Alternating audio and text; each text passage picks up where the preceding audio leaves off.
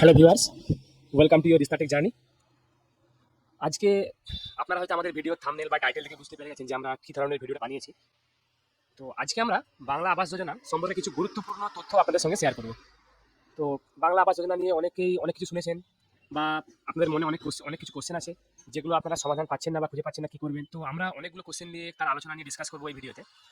তো আপনারা সবাই জানেন যে বাংলা আবাস যোজনার যে লিস্ট, যে ভেরিফিকেশন যে প্রক্রিয়া শুরু হয়েছিল তা 14ই নভেম্বর শেষ হয়ে গেছে।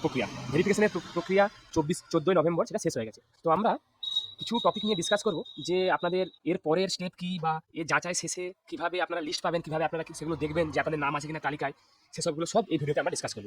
তো আপনারা নিশ্চয়ই শুনেছেন এই সাম্প্রতিক সময়ে পশ্চিমবঙ্গের আবাস যোজনা তালিকায় প্রায় 4 লক্ষাধিক উপভোক্তার নাম বাদ পড়েছে। তো আপনারা জানেনই না হয়তো যে আপনার নামটা লিস্টে আছে না নেই। প্রশাসন কর্তৃক যে সময়সীমা বেঁধে দেওয়া হয়েছিল 14ই নভেম্বর পর্যন্ত তালিকার পুনর্যাচাই সম্পন্ন করার জন্য, তা অলরেডি শেষ হয়ে গিয়েছে। তো সেই পুনর্যাচাইয়ের পরে যে তালিকাটা প্রকাশ করা হবে সেটা 27শে নভেম্বরের মধ্যে আপনাদের ব্লক অফিস বা মহকুমা দপ্তর এবং জেলা শাসকের যে কার্যালয় সেখানে প্রকাশ্যে ওটা টাঙিয়ে দেওয়া হবে, যাতে করে ওটা আপনাদের লিস্টটা আপনারা সবাই সেটা দেখতে পান। এরপর যদি আপনাদের কারো কোনো আপত্তি থাকে তাহলে আপনারা তা নথিভুক্ত করানোর জন্য আলাদা করে সুযোগ দেওয়া হবে। তো তালিকা চূড়ান্তকরণ নিয়ে একটি বৈঠক হবে সম্ভবত 4 ডিসেম্বরের মধ্যে প্রতিটি গ্রামাঞ্চলে, প্রতিটি গ্রাম পঞ্চায়েতে। তবে তালিকা থেকে বিপুল সংখ্যক যে নাম বাদ পড়েছে, যে ধরুন প্রায় 4 লক্ষ যে নাম বাদ পড়েছে, তা নিয়ে প্রশাসনের অভ্যন্তরে খুব একটা সংশয় দেখা দিয়েছে। তো এই প্রক্রিয়া কিভাবে সম্পূর্ণ হবে সেটা প্রশাসনের একটা চ্যালেঞ্জিং দিক। তো পঞ্চায়েত ও গ্রামোন্নয়ন দপ্তর সূত্রে জানা গেছে সাম্প্রতিক সমীক্ষায় রাজ্যের আবাস তালিকায় প্রায় 4,18,000 উপভোক্তার নাম বাদ পড়েছে, যা টোটাল যে তালিকা তার প্রায় 22%, অর্থাৎ 22% নাম বাদ পড়ে গেছে। তবে আমাদের পশ্চিমবঙ্গের কিছু কিছু জেলায় এর হার আরও বেশি, বিশেষ করে নদিয়া, পশ্চিম বর্ধমান এগুলোর দিকে বেশি ছাঁটাই হয়েছে।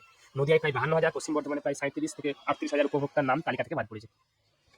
এছাড়াও অন্যান্য জেলা যেমন মালদহতে 35% থেকে 36%, হাওড়ায় 30 থেকে 32% এবং মুর্শিদাবাদে 31 থেকে 34% জেলাগুলিতে ছাঁটাইয়ের হার যথেষ্ট ঊর্ধ্বমুখী। মোট 10টি জেলায় গড়ে প্রতি 4 জন উপভোক্তার মধ্যে একজনের নাম তালিকা থেকে বাদ পড়েছে। তো পুনর্যাচাই যে প্রক্রিয়া, তার প্রয়োজনীয়তা কতটা, তার চ্যালেঞ্জ কতটা। তো আপনারা দেখুন, অধিকাংশ ক্ষেত্রে তালিকা থেকে নাম বাদ যাওয়া উপভোক্তারা এখনো জানতে পারেনি।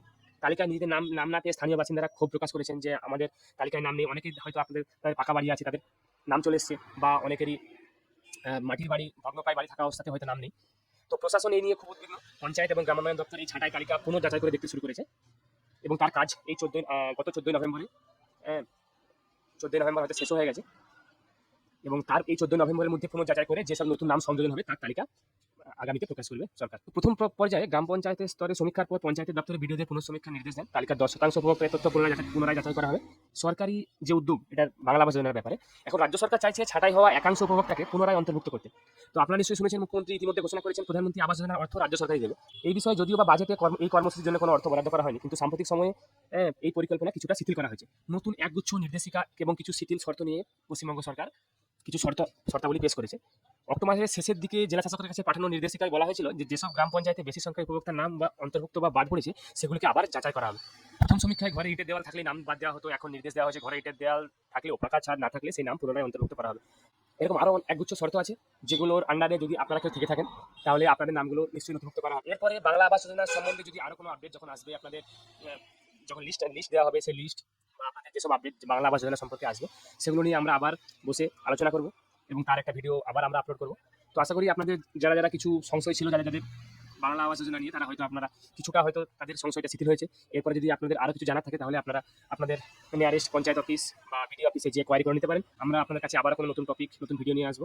আশা করি আপনাদেরকে ভিডিওটা ভালো লেগেছে। চ্যানেলটা সাবস্ক্রাইব করুন, ভিডিওটাকে শেয়ার করুন, ভিডিওটা লাইক করুন। তার সঙ্গে সঙ্গে ভিডিও সাবস্ক্রাইব করার সঙ্গে সঙ্গে বেল বাটনটা প্রেস করুন, যাতে করে আমাদের দ্বারা আপলোড করা সমস্ত ভিডিওগুলো আপনাদের কাছে নোটিফিকেশন খুব জলদি চলে আসে। ধন্যবাদ।